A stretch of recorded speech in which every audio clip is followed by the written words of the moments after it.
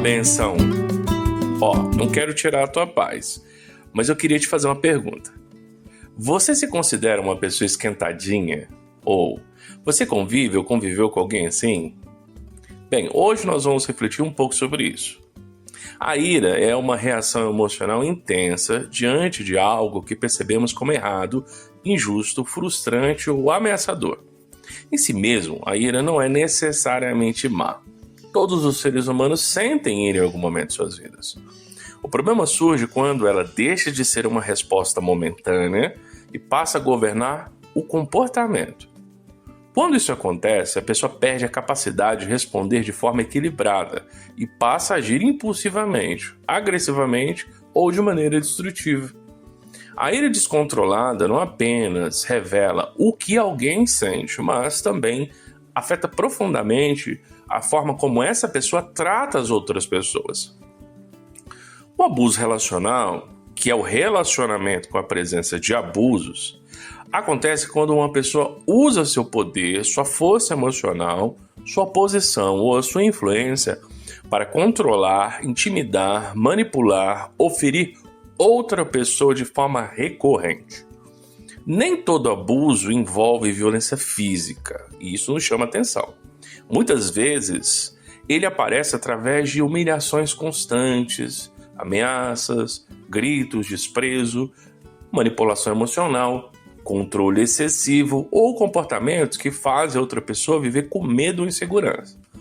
O elemento central do abuso não é apenas o sofrimento causado a outra pessoa, mas a existência de uma dinâmica em que uma pessoa se coloca em posição de domínio enquanto a outra é progressivamente enfraquecida. Nos relacionamentos domésticos e cotidianos, a combinação entre ira frequente e comportamento abusivo cria um ambiente de tensão permanente. A casa deixa de ser um lugar de descanso e segurança para se tornar um lugar de vigilância. As pessoas começam a adaptar suas vidas ao temperamento do indivíduo iracundo, que é aquela pessoa que está sempre irada. Filhos aprendem a observar o humor do pai ou da mãe antes de falar alguma coisa. Cônjuges evitam determinados assuntos para não provocar discussão. Familiares passam a esconder opiniões, emoções e necessidades para evitar conflitos. Aos poucos, a comunicação sincera desaparece e é substituída por cautela, medo e silêncio. Uma das consequências mais dolorosas dessa dinâmica é que a confiança vai sendo corroída lentamente. A vítima deixa de saber quando a próxima explosão acontecerá. Mesmo nos períodos de calmaria, permanece um estado de alerta. Muitas pessoas descrevem essa experiência como andar sobre ovos. Elas nunca se sentem completamente seguras, porque qualquer desacordo, erro ou frustração pode desencadear uma reação desproporcional. Com o tempo, isso produz ansiedade, desgaste emocional, baixa autoestima e uma sensação constante de instabilidade. Os sinais de um relacionamento abusivo normalmente não aparecem de uma só vez. Eles costumam surgir gradualmente. A pessoa começa a sentir que precisa medir cada palavra para evitar problemas. Passa a ter medo das reações do outro. Suas opiniões são frequentemente ridicularizadas ou desvalorizadas. Erros pequenos geram respostas exageradas. Há manipulação através da culpa, do medo e da vergonha. O agressor raramente assume responsabilidade pelos próprios atos e frequentemente coloca a culpa da sua explosão sobre a vítima. Em muitos casos, depois de um episódio de agressão verbal ou emocional, surgem pedidos de desculpas, promessas de mudança e períodos de aparente tranquilidade, mas o padrão acaba se repetindo mais uma vez. Talvez um dos sinais mais reveladores seja esse. Em relacionamentos saudáveis, a presença da outra pessoa tende a gerar segurança, liberdade e também confiança. Em relacionamentos abusivos, a presença da outra pessoa tende a gerar tensão, medo e autocensura. Quando alguém precisa constantemente suprimir sua própria voz, esconder seus sentimentos ou viver em estado de alerta para evitar a reação do outro, algo importante já está profundamente comprometido na relação. Em última análise, A ira recorrente ou abuso relacional tem um efeito semelhante. Ambos transformam a convivência em um ambiente onde o amor deixa de florescer livremente e passa a coexistir com o medo. E onde o medo se torna elemento organizador da relação, a saúde do relacionamento inevitavelmente começa a adoecer. Mas como agir na prática com tudo isso? Quando alguém convive com uma pessoa iracunda, cheia de ira ou com tendências abusivas, uma das primeiras coisas que precisa compreender é que o seu papel não é controlar o comportamento do outro. Essa, muitas das vezes, é uma armadilha comum. Muitas pessoas passam anos tentando descobrir a fórmula certa para evitar explosões, como se a responsabilidade pela ira estivesse nelas. Mas aos poucos começam a acreditar que, se fossem mais cuidadosas, mais pacientes ou mais habilidosas, o problema desapareceria. Mas a verdade é que a responsabilidade pela ira pertence ao iracundo. Por isso, uma medida preventiva importante é recusar-se a reorganizar toda a sua vida em torno do temperamento da outra pessoa. É sábio evitar provocações desnecessárias, agir com prudência e buscar a paz. Mas é diferente de viver escravizado pelo humor alheio. Uma relação saudável exige que ambos assumam responsabilidade por suas próprias reações. Também é importante estabelecer limites claros. Limites não são tentativas de controlar o outro, mas são definições sobre aquilo que você aceitará ou não aceitará. Por exemplo, alguém pode dizer: posso conversar sobre isso quando estivermos calmos, mas não vou continuar essa conversa enquanto estiver sendo insultado. O limite não força a mudança do outro, mas protege a integridade da relação e da pessoa. Outra medida defensiva é não entrar no ciclo de escalada. Pessoas dominadas pela ira frequentemente atraem os outros para o mesmo estado emocional. Uma palavra agressiva gera outra palavra agressiva e o conflito cresce rapidamente. Nem sempre é possível evitar isso, mas aprender a interromper discussões quando elas se tornam improdutivas é uma habilidade muito valiosa. Em muitos casos, o melhor momento para resolver um problema não é durante a explosão, mas depois que os ânimos se acalmaram.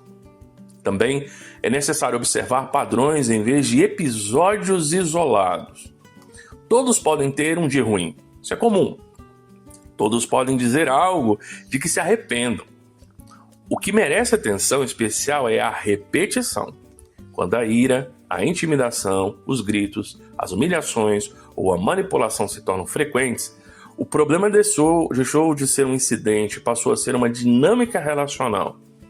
Em situações mais graves, especialmente quando há violência física, ameaça, descoerção ou medo constante, a prioridade deixa de ser a preservação da convivência imediata e passa a ser a proteção da pessoa vulnerável. Isso é muito importante. Segurança não é falta de amor. Em certos casos, afastamento temporário, intervenção familiar, aconselhamento pastoral e até proteção legal podem ser medidas legítimas e necessárias. Fique atento. Biblicamente, a ira recebe um tratamento equilibrado. A Escritura não ensina que toda ira é pecaminosa. Deus manifesta ira contra o mal, e Jesus demonstrou indignação diante da profanação do templo. O problema não é a existência da ira, mas a sua corrupção. Por isso, o apóstolo Paulo escreve em Efésios capítulo 4, verso 26, irai-vos e não pequeis. A ideia é que a ira pode surgir, mas não deve assumir o controle. Ela deve ser governada pela sabedoria, pela justiça e pelo amor. A Bíblia apresenta o domínio próprio como uma das principais virtudes do cristão maduro. O sábio não é aquele que nunca se ira, mas aquele que consegue governar a ira. O livro de Provérbios afirma em Provérbios 16:32: melhor é a longanimidade do que o herói da guerra, e o que domina o seu espírito do que o que toma uma cidade. Essa é uma visão profundamente contracultural. Muitas pessoas associam força à capacidade de impor sua vontade. A Bíblia, ao contrário, associa força à capacidade de governar a si mesmo. Quanto ao relacionamento com pessoas iracundas, a Escritura é realista. Ela não aconselha ingenuidade aqui. O sábio reconhece que certos comportamentos possuem poder de influência e contágio. Provérbios nos adverte em Provérbios 22, 24. Não te associes com o homem iracundo, nem andes com o colérico. O objetivo não é promover desprezo ou falta de amor, mas reconhecer que a convivência contínua com padrões pecaminosos molda o coração e pode produzir dano. Ao mesmo tempo, a Bíblia chama os cristãos a responderem à ira com mansidão sempre que possível. Ela nos diz lá em Provérbios 15, 1 que a resposta branda desvia o furor. Isso não significa ceder ao abuso, aceitar injustiças ou permanecer passivo diante do pecado. Mansidão bíblica não é fraqueza, é força sob controle. É a capacidade de responder de forma governada, controlada pela verdade, em vez de reagir impulsivamente. A Escritura também ensina a prática da confrontação amorosa. Quando alguém persiste em pecado, o amor não consiste em fingir que nada acontece. O amor procura restaurar. Jesus ensina em Mateus capítulo 18 um caminho que envolve conversa direta, testemunhas e, se necessário, um envolvimento da igreja. O objetivo é o arrependimento, reconciliação e a cura. Talvez possamos resumir a abordagem bíblica em uma única frase. Anota aí. Tenha compaixão pelo iracundo, ore por ele e procure sua restauração, mas não permita que a ira dele governe a sua vida. A Bíblia une duas verdades que frequentemente tentamos separar. Ela chama o pecador ao arrependimento, mas também protege a vítima da opressão. A Bíblia, ordena perdão, mas não exige tolerância passiva ao abuso. Ela ensina mansidão, mas também prudência. Ela convida a reconciliação, mas nunca há cumplicidade com o pecado. Por isso, lidar biblicamente com a ira envolve duas tarefas simultâneas: ajudar a pessoa dominada pela ira, o iracundo, a enxergar a gravidade de seu pecado e ajudar os que convivem com ele a não serem consumidos por seus efeitos. O amor cristão procura a restauração de ambos. Pense nisso. Creia. Seja uma bênção.